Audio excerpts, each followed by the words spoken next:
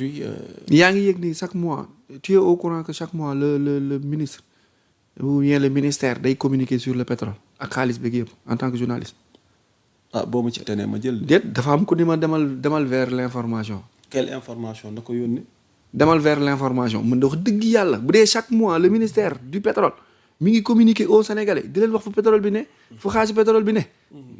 man de maa ngi koy soog a yëg ma laaj la yow mi journaliste peut-être yow nga yëg ko tamoon yëguma ko. bu dee communiquer bu dee mi ngi communiquer de communication bi des na. on va essayer d'avancer. d'accord. par rapport ak actualité internationale bi passé am na fu nu tolloon ci coowal Venezuela bi ak Trump te lépp pétrole lal ko mais pour aujourd'hui fi ñu bëgg ubbee waxtaan mooy ñu def le point d'abord fu mbir yi toll ak évolution bi. qu'en est-il de la suite des événements ñeel diggante États-Unis moo xam ak le reste du monde mais kaw Venezuela bi ca lañ tolloon ñu tëj ko laataa ñuy jàll ci yeneen point yi. beneen dossier génnaan na ci kaw Maduro mu gën a alarmant encore. Maduro lu mu. oui ndekete moo nekkoon tête de pont wu blanchiment d'argent et de capitaux mondial. sur quelle base avec quelle preuve. xam nag yow nag moom lu ñu wax rek nga faral Trump ko moo tax du ñu juboo wàllu woowu ko. Awza Trumpiste nga léegi ko. non du ma Trumpiste sax. nan laa koy waxeeti sax quelqu'un qui milite pour la paix internationale là rek mais du ma Trumpiste. Trump c'est pas un bandit. Maduro blanchiment d'argent et de capitaux. yëpp passé par lui. ok. et s'il accepter comparaître wax dëgg ji fournir des informations. il pourra être en sécurité. mais on communique pas comme ça. on va dire au reste du monde qu'il est emprisonné alors qu'il est dans une résidence bien ordonnée. S'il accepte de donner toutes les preuves et de mu bokk ci éléments yi nga xamante ni Trump da koy utiliser comme arme pour mën a am accès ci yenn information yeeg yenn codes yi pour mën a téye loxo ñenn ñi. et je pense fort possible que dina comparaître dina bokk parce que sa femme ci jamonoy Hugo Chavez bokkoon na ci booy xool militants yi gënoon actif ci élan patriotique bi Venezuela doon dawee. lu tax ñu jàppale ko yóbbaale ko aussi moom it élément bu puissant la. donc le pétrole vénézuélien américains yi soxlawuñ ko. même buñ ko jëlee c'est pour arrêter li mu doon servir à l'alimentation de l'industrie de l'armement. Big Pharma bi nga xamante ni moom mooy alimenter les guerres un peu partout dans le monde pour ko defee armement yi ñu defar di mën di daw.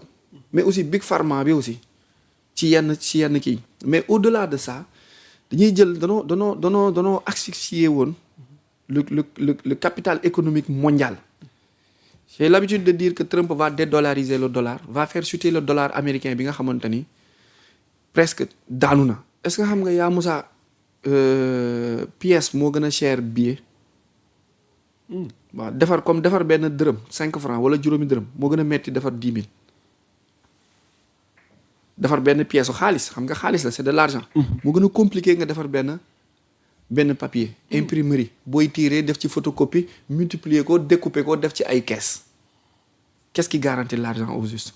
en fait xaalis bon la benn këyit la bu ma lay jox bind nii rek def ci sama signature mais lan moo tax bu ma la joxee bon bi soo demee ci boutique bi ñu jaay la sama jëmm moo tax mooy man sama capital bi ma yor. ressource bi ne ci man li may peser. moo tax su ma bindee këyit signé jox la ko. nga dem ci boutique bi jox la ravitaillement. boutique bi jëlaat këyit boobu nga ko jox yow jox ko grossiste bi jox ko marchandise grossiste bi jëlaat même këyit bi. jox ko état bi jëlaat même këyit bi jox ko ñiy def import export. wala grande firme yi jëlaat même këyit bi. joxaat ko banque mondiale jëlaat même këyit bi wàcceewaat ko. mu nekk benn papier buy circuler bi lay permettre à ce que nga mën a jënd mën a lekk mën a naan maintenant ñooñu bu ñu demee ba laxas jaan ci kayit boobu noonu jox benn valeur bu mu amul. mooy crise monétaire bii nga xamante ni moom la Venezuela doon dox par le biais de Maduro. comment su ñu jëlee exemple Sénégal day contribuer en phosphate. en or wala en pétrole wala en gaz pour am ay billets francs CFA te billet bi ki la koy jox da la koy garanti. moo la koy garantil dalay téel moitié bi ba pare dalay fayeeku le fait que mu la koy defaral dalay fayeeku le fait que mu la koy lebal te yow yaa ko jox or bu tax mu defaral la ko en retour këyit la defaral maintenant ñoom dañuy récupérer chinois yi dañuy récupérer pièces yi ñoom noonu lañ defoon ba créer fi crise suprême 2008 bi dañuy récupérer pièce bi mooy dañuy jël en devise fexe ba yow ñu téye sa économie bu ñu téye sa économie léegi ñu commencé teg ay taux bu kawe soo soxlaatee xaalis léegi Maduro da ci dem ba boole ci drogue bi pour mën a jënd valeur da ngay am looy boo soxlaa ci xaalis dafa am looy contribuer ci cocaïne ci lépp luy sinébar pour nga mën a am xaalis mu demoon ba mujj gi xaalisu àdduna bi ñoom ñuy dépendre ci ñoom balance bi kan lañ war a jox tuuti kan lañ war a dollil kan la war a wàññil ku far ci ñoom ak ku faral ci ñoom ak soo defee ñoom seen ñaawteef le satanisme bi nu bëgg ñoom ñu mën la jox xaalis di ko awale ci ay organisme comme YouTube yi fi nekkoon yu tuddoon USAID ak yeneen plateforme ONG pour di la mën di financer système boobu la Trump dagg ci Maduro encore une fois Trump bonul day defar moo tax Poutine du ko attaqué Xi Jinping du ko attaqué coowal Iran bi nii faux drapeau la dafa am leneen loon soxla dinaa ñëw ci coowal Iran bi mais dama bëgg a terminer Trump ak Venezuela jeudi dafa war a rencontrer Maria Machado mi nga xamante ni moom moo nekk prix Nobel de la paix lu tax Trump bëgg a rencontrer cette dame là. est-ce que mën naa ko wax. Trump lan la nar biir Venezuela parce que léegi dafa mel ni daal Venezuela daal cantonné nañ ko quoi fiefu Trump la quoi moom mooy bëgg a décider donte nag vénézuéliens yi tamit fi mu ne nii tàkku nañ ngir solidarité ci Maduro. du mujj fenn. parce que armée bi ci boppam cette dame là ndax pion wu Trump la. non dame bi du pion menacé na sax fi mu ne nii ki gérer intérim gi qu'est-ce qu'il veut finalement. dame bi du fiefu Trump. du élément wu Trump déedéet. c'est quoi le jeu ma jox la benn exemple bu simple rek. ci prix Nobel bi. ñi koy faral di jël mook ballon d'or bi ñoo yem. nga ne waaw. ban année 2022 Sadio Mané moo waroon jël ballon d'or non n'est-ce pas. mu jël deuxième. mais day julli moo tax. waaw day julli. wala déggoo fi may waxee en fait Sadio day julli day këpp jëbi dafa gëm yàlla dafa am ci lu nga xamante ni du ko def pour am prix boobu dafa am yoo xamante ni nekku ci te prix yooyu pour nga jël ko dafa am ci looy ne. dafa am un prix dafa am un coût. ce coût là yow boo parewul pour céder ko doo jot. ok ñi ni tuddee prix Nobel de la paix yëpp boo xoolee au fond 90% bi au fond dafa am benn lobby bu ni bu leen porté dafa am ci lu ñu doon dox te li ñu doon dox lépp du dul ñaawteef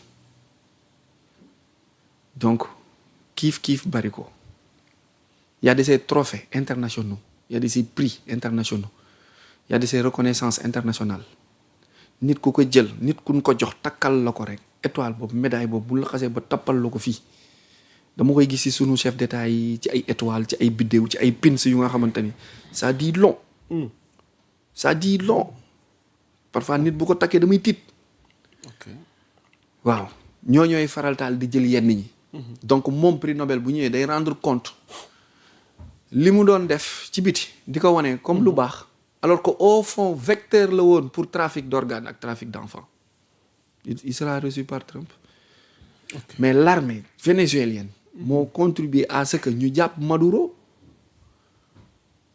mais c'est l'armée c'est l'armée vénézuélienne c'est Venezuela ci boppam ñoo participer à ce que ñu régler loolu donc ñoom ils participent dans chaque armée du monde dafa am benn branche bu ñu tuddee armée patriotique mondiale ils se regroupent tête de pont bi Xi Jinping la bu Chine Donald Trump bu États-Unis ak Vladimir Poutine ñoom ñoo yor benn organisation seen biir daf ci am ñu nga xamante ni dañ leen gëm jubal ak jubbanti li leen ko waxloo Jomaay Sonko lu leen waxloo expression boobu sax xamuñu ko Jomaay lu ko téyeloo bale bi sax xamu ko tendance la mondial àdduna la dafa am ñu nekk di bañ am ñu nekk pour mu baax ñi nekk pour mu baax ñooy nekk di manipuler information bi pour tromper ñenn ñi pour ñu jàpp ni li fi nekkoon moo fi nekk ba tey alors que ñoom ils nettoient ñi ngi régler leur compte ci suuf te coow di jib Trump dina régler Venezuela ak ay Cuba ak Colombie ak yooyu noonu yëpp Brésil kii na far na daw na rangé wu.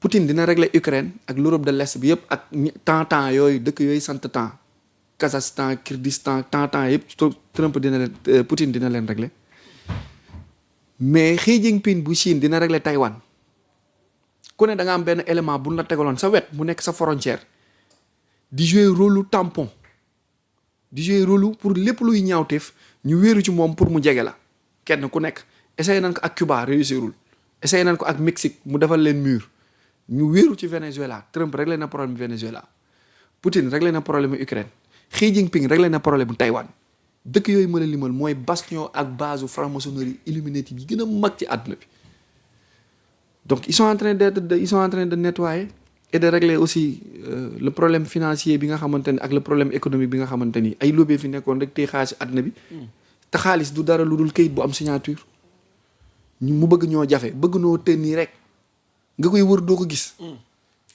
yoon waay léegi nag ñu dugg lu ci munte am ci wàllu géopolitique